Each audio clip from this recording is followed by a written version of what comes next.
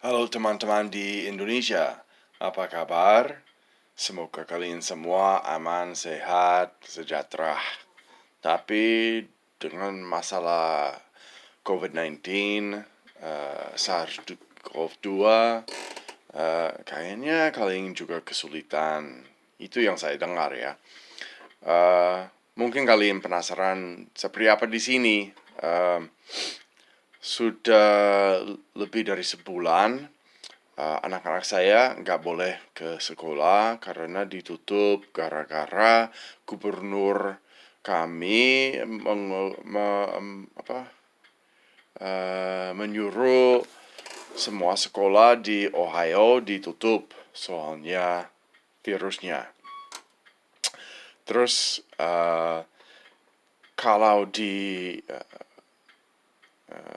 wilayah kami, kecamatan kami, masih jalan dari rumah, maksudnya masih bersekolah dari rumah lewat internet. Tapi ada beberapa daerah lain maupun negara bagian lain di mana nggak boleh sama sekali ke sekolah lewat internet karena terlalu banyak murid nggak punya internet, jadi nggak bisa kerja PR-nya. Terus kalau anak-anak saya kurang senang dengan uh, pengejarannya karena ya kurang seperti biasa, mereka sudah terlalu mungkin terbiasa dengan cara sekolah yang umum, dengan akibat kalau harus lewat internet agak kesulitan, terutama Jasmine. Uh, Terus minggu ini spring break, liburan musim semi. Tapi Jasmine tetap kerja PR-nya karena dia agak telat, ya bilang begitu aja. uh, Kalau contoh lalu lintas ya, biasanya kalau pagi dan sore waktu ke tempat kerja, waktu pulang, jalan-jalan dan jalan raya dari sekitar jam 4-an sampai jam 6 lewat 30 malam atau sore, tergantung musimnya. Itu rame banget ya, jadi pelan-pelan ya.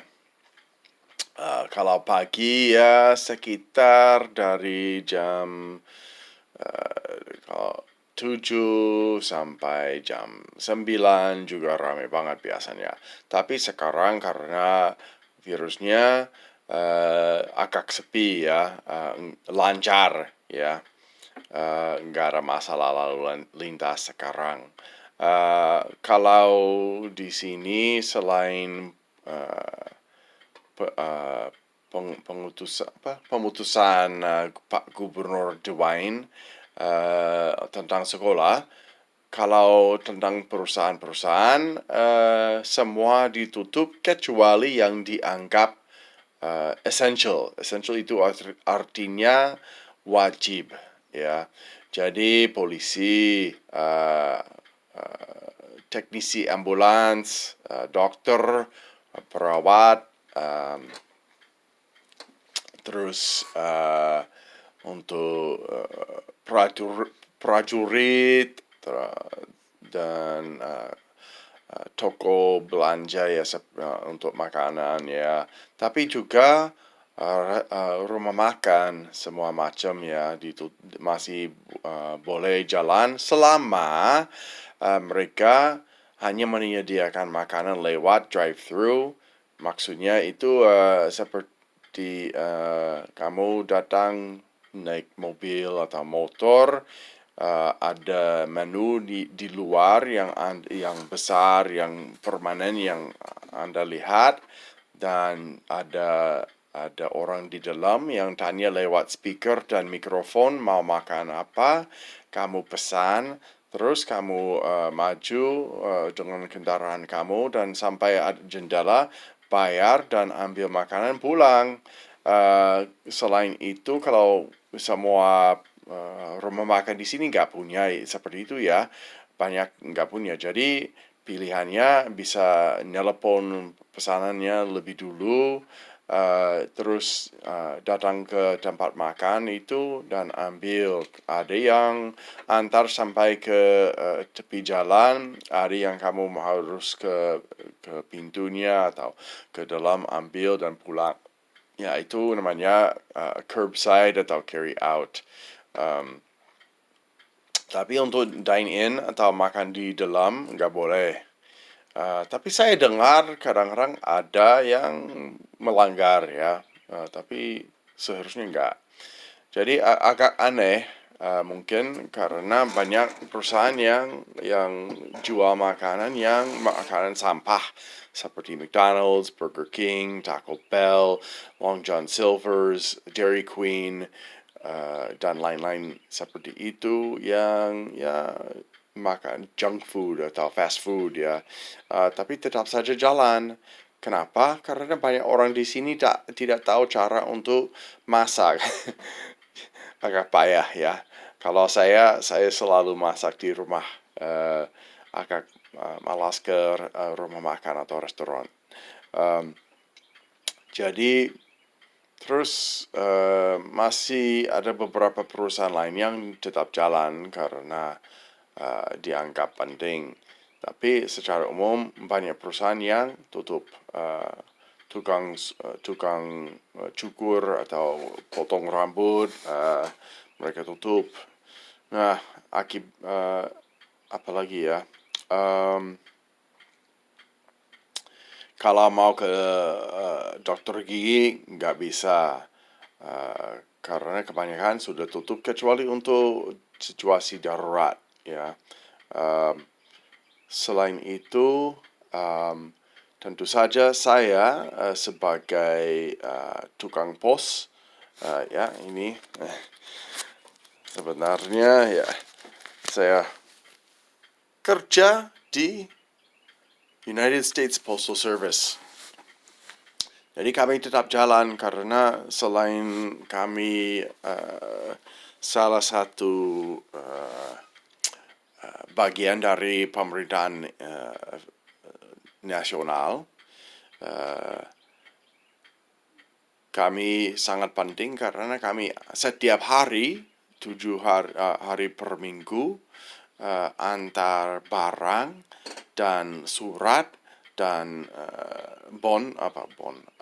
bill apa sih ya, saya lupa surat untuk minta uang pembayaran untuk ya listrik, air, rumah dan lain-lain itu saya juga antar. Dan juga banyak orang pesan lewat internet dan itu diantar oleh kami juga, termasuk beberapa dari Amazon, eBay dan lain-lain. Jadi ada di luar negeri saya lihat banyak yang dari Cina, obat dan juga dari beberapa negara lain, Azerbaijan dan Kazakhstan dan lain-lain itu. Tapi kami tetap jalan karena itu, karena banyak orang tergantung pada kami untuk obat dan hal-hal lain. Kalau ke toko untuk belanja, dulu saya sangat frustrasi karena saya dan anak-anak saya awalnya ya kami ke toko belanja untuk dan lihat ya nggak apa-apa ya. Tapi kemudian saya ke sana lagi sendirian karena anak-anak saya nggak masuk sekolah dan dia dibilang ya semua harus sendirian ya, nggak boleh bawa keluarga utuh. Saya ke toko dan saya heran ya. Sayang saya tidak merekam ini pada waktunya karena ya begitu kaget ya, lupa kalian mungkin mau lihat. Tapi saya datang di toko dan gak ada telur, gak ada tisu untuk toilet. Di sini kebanyakan rumah gak punya kamar mandi seperti di Indonesia yang tahan air. Di sini dibuat dengan kayu, gips, dan bahan lain yang sangat rapuh kalau kena air terus. Jadi kami harus pakai tisu untuk toilet. Nggak ada sama sekali, habis. Juga nggak ada roti, dagingnya hampir habis. Dan beberapa makanan habis atau dibatasi oleh tokonya seperti makanan kaleng, susu, dan lain-lain. Tapi saya, ya ampun, saya sangat frustrasi karena ya saya harus ke toko-toko mencari tisu toilet dan nggak ada. Saya ke beberapa toko sama sekali nggak ada. Setiap minggu saya belanja dan lama-kelamaan semua jadi normal kecuali tisu toilet. Jadi sangat tambah frustrasi. Untung saya masih ada sedikit ya. Jadi tidak usah kirim ke saya lewat postal service ya, tukang posnya nggak usah. Tapi ya akhirnya kemarin saya ke toko dan dapat. Tapi jarang ada.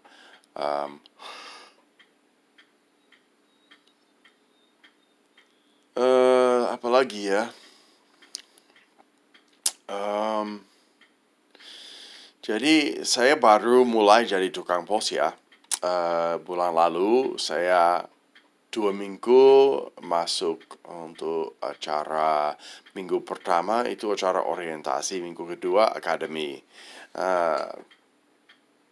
Kalau di orientasi itu birokrasi, peraturan-peraturan sangat membosankan.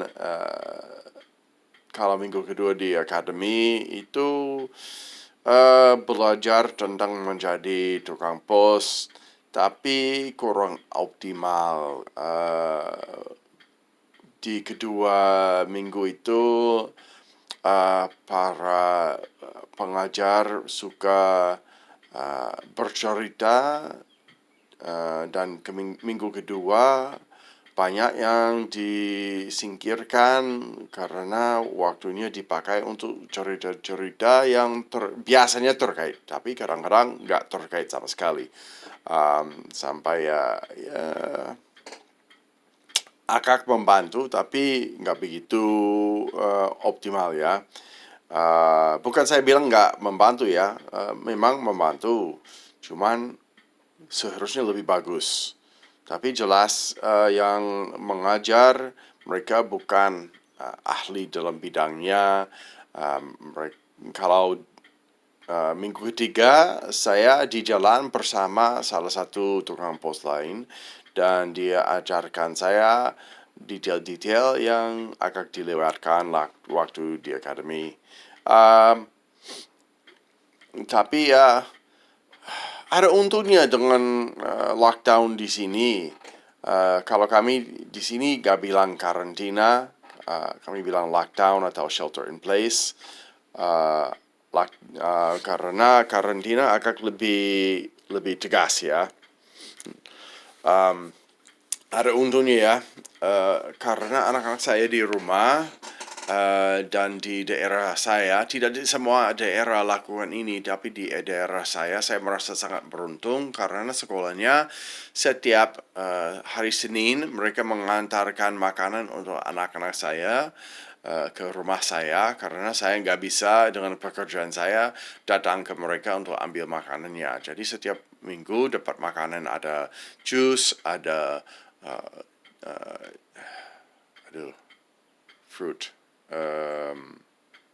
Buah-buahan, biasanya apel dan jeruk, kadang-kadang ada pir, kadang-kadang ada yang di dalam ya cup kecil yang kayak strawberry, persik,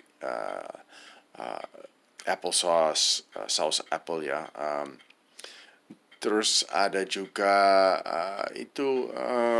apa namanya?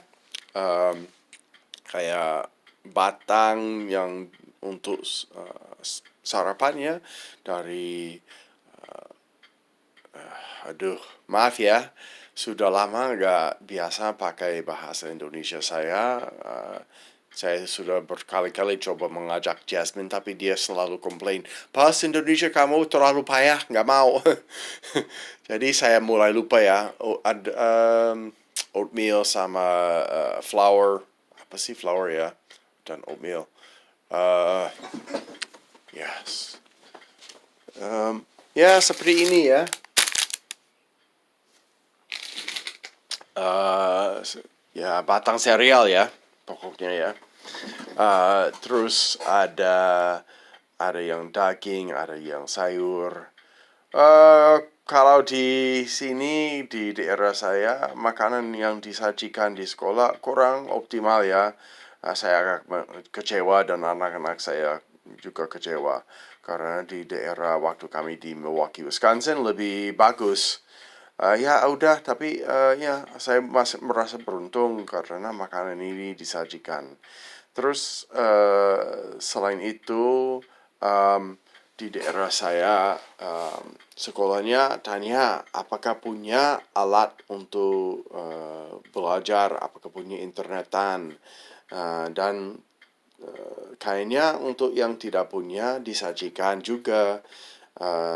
Jasmine sebenarnya waktu di sekolah mereka semua dapat komputer untuk dipakai dan hari terakhir mereka yang di SMA seperti Jasmine ya kalau di sana dianggap SMP kelas 3 tapi di sini dia dianggap SMA 1 ya. Jasmine disuruh bawa pulang komputernya. Jadi dia punya komputer sendiri dan juga komputer dari sekolah. Kalau Iregi nggak, tapi nggak apa-apa karena Iregi punya komputer sendiri dan kami punya internetan ya kurang bagus karena hanya kalau unduh ya download itu hanya 5 megabyte. Kalau upload satu tok. Uh, Banyak daerah nggak punya seperti itu, jadi anak-anak sama sekali tidak sekolah. Jadi contoh ya, Jason punya sahabat di Milwaukee yang sama sekali nggak sekolah. Sekolahnya di sana di Wisconsin ditutup dan terlalu banyak murid nggak punya akses, nggak punya alatnya, komputernya, jadi nggak bisa. Jadi sekolahnya nggak jalan sama sekali. Tapi di sini jalan, gurunya belajar cara untuk yang bagus untuk muridnya.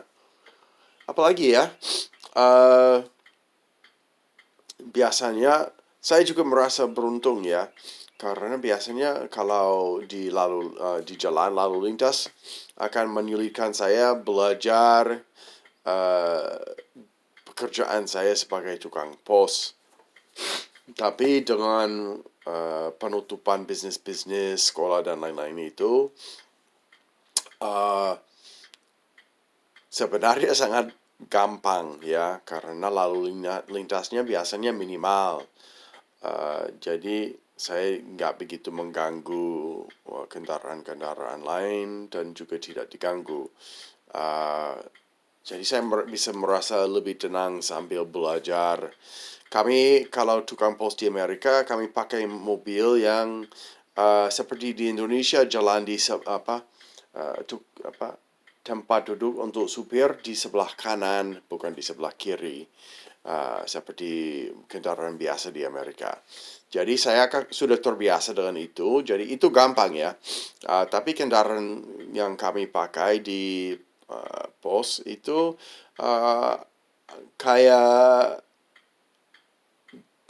kayak menyetir truk dalam artinya itu kalau lihat ke samping masih bisa ya seperti ya kalau saya bilang seperti ke sini bisa lihat di luar ya di sini ya tapi kalau di belakang itu nggak bisa lihat harus pakai cermin kalau kami Di sebelah kanan ada satu dua uh, cermin, satu untuk dekat, satu yang convex, yang agak seperti ini bulat ya.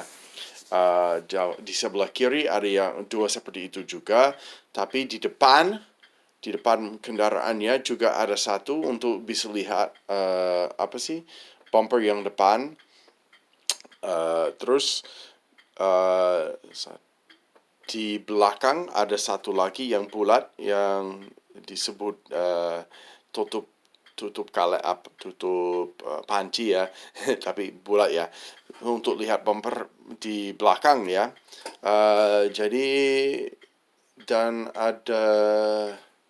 ini ada satu lagi. Pokoknya ada banyak cermin yang membantu kami lihat, tapi kami disuruh kalau selama bisa jangan mundur. Kenapa jangan mundur? Karena sangat susah. Kalau di belakang, bagian belakang itu bagian untuk barang dan surat. Jadi nggak ada jendela sama sekali. Jadi juga bentuknya agak lebih besar dari biasa. Dan susah kalau mundur. Saya merasa nggak nyaman mundur karena harus pakai cermin aja, dan selama hidup saya nggak mundur seperti itu. Saya mundur dengan melihat ke belakang ya, jadi nggak bisa. Dan setiap tahun ada beberapa tukang pos yang kena barang maupun kendaraan maupun rumah atau garasi ataupun orang. Setiap tahun ada orang yang dibunuh tidak sengaja dengan kendaraan pos. Heran kan? Saya juga heran. Tapi memang resiko mundur dalam kendaraan pos di sini cukup besar, terutama untuk tukang pos baru atau tukang pos yang kurang memperhatikan situasinya. Jadi kami disuruh kalau bisa jangan mundur sama sekali. Jadi saya ya gugup ya kalau mundur. Tapi selain itu saya merasa nyaman. Saya sebenarnya agak suka kendaraannya. Saya berharap agak aneh karena kendaraan ini dibuat di tahunan 80-an, 1980-an. Dan jadi tua banget ya. Tapi saya agak merasa saya mau beli dan modifikasi, kasih jendela di belakang, di sebelah, supaya lebih gampang mundur dan lihat ke samping. Saya senang, tapi nggak tahu apakah boleh pakai kendaraan seperti itu untuk pribadi karena menyetir di sebelah kanan. Tapi saya berharap nanti bisa. Aneh ya. Terus ya apa lagi ya? Mungkin bisa dibilang situasi ini bikin banyak orang stres ya, sampai pemakaian alkohol naik. Terus lebih banyak orang makan keripik, keripik, kentang, lebih banyak makan makanan sampah dan makanan cepat saji, lebih banyak masalah putus hubungan, lebih banyak masalah dengan bunuh diri, lebih banyak masalah dengan ya seperti itu, karena selalu bersama dengan keluarga, nggak ada waktu istirahat untuk sendirian, untuk main-main, susah. Banyak daerah di mana hanya boleh keluar untuk sendirian dan sekeluarga untuk olahraga. Kadang-kadang kalau ke tempat seperti taman, harus hati-hati karena tidak boleh lebih dekat daripada 2 meteran.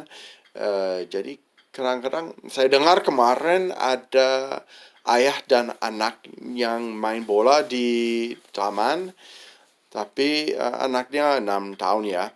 Polisi datang dan mereka bertahan bapak itu, ayah itu, dan pakai borgol. Dan dia duduk di belakang di kendaraan polisi sampai akhirnya dilepas ya. Tapi dia malu dan dia minta karena dia tidak melanggar peraturan pada saat itu ya.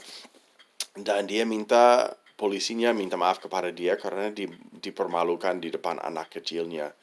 Kasihan ya, itu agak berlebihan ya. Tapi memang ya mungkin terlalu antusias ya polisinya. Ada masalah-masalah dengan orang-orang di sini yang sengaja berusaha menyebarkan SARS-2 itu. Ada salah satu perempuan yang datang ke toko-toko belanja dan dia sengaja menyebarkan apa sih namanya, air mulut dan hidung, dia begini dan di semua makanan sampai ada satu toko yang bilang mereka harus terpaksa karena makanan itu terkontaminasi walaupun wadahnya masih utuh, mereka buang makanan sebanyak $35.000 dan katanya polisi akan mengejar wanita itu. Ada orang-orang lain yang lakukan seperti itu. Ada cerita yang menyedihkan. Ada salah satu supir bus umum. Dia sambil di jalan ada apa sih namanya, passenger. Ada orang yang naik busnya dengan batuk-batuk dan tidak begini ya, tidak tutup mulutnya. Dia di Facebook pasang video yang rekaman yang komplain tentang orang itu. 2 minggu kemudian, gara-gara SARS-2 dari orang itu, dia meninggal dunia. Sayang sekali ya. Tapi di sebelah yang cerah, yang ceria, ada orang yang dia umurnya baru 104 tahun. Dan dia salah satu orang yang aman dari flu yang 1918 tahunnya ya. Itu waktu Perang Dunia Pertama ya. Dia aman dari flu itu dan tetap saja aman dari SARS-2. Dia sehat. Jadi ada berita yang bagus. Salah satu masalah di sini yang juga sangat menyebalkan dan sangat mengganggu para dokter dan perawat dan lain-lain yang profesional yang terkait dengan membantu orang sakit adalah banyak orang mulai panik beli bukan hanya tisu toilet dan susu dan telur dan roti dan daging dan sayur dan buah, tapi juga mereka beli masker, juga sarung tangan, dan lain-lain itu untuk melindungi diri sampai untuk dokter dan perawat nggak ada. Sekarang ada beberapa orang yang baik yang bikin sendiri. Ya kurang optimal karena tidak dibuat dengan bahan-bahan yang cukup bagus untuk memfilter kebanyakan virusnya. Tapi ya minimal ada ya. Sampai kemarin saya ketemu informasi tentang cara untuk dari United States Center for Disease Prevention and Control, CDC ya, CDC Amerika, center untuk eh, eh, pengontrol penyakit di Amerika, dan juga ada perusahaan yang menyebarkan informasi untuk cara bikin masker yang sangat bagus walaupun dibuat dari bahan biasa.